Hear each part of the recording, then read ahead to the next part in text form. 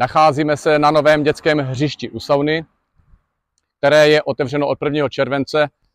Čekali jsme do poslední chvíle na výsadbu zeleného plotu, který bude sloužit k bezpečnosti vašich dětí.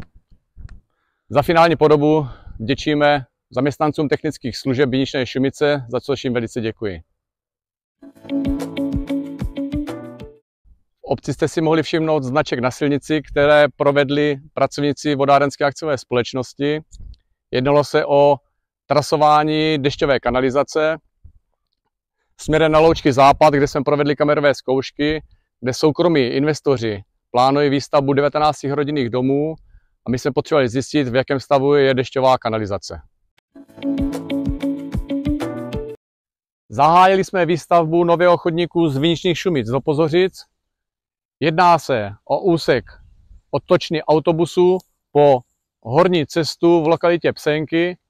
V současné chvíli probíhají výkopové práce, včetně přeložení vodovodního řadu společně s připojkami. Cena realizovaného díla je předpokládaná 4 600 000, na které se spolufinančně podílíme se Svazkem vodovodů a kanalizací Šlapanicko. Během realizace stavebních prací dojde k částečnému zúžení profilu komunikace, proto dbejte zvýšené opatrnosti. Nacházíme se v Pozořicích před základní školou, jelikož jsme v posledním červnovém zastupitelstvu schválili smlouvu o příspěvku na modernizaci a přístavbu základní školy. Společně s námi tuto smlouvu schválili i okolní obce Svice, Tvarožná, Pozořice a Kovalovice. Na základě této smlouvy bude podepsána spádová smlouva o školském obvodu, která našim žákům zajistí dlouhodobé přijímání na 2. stupeň.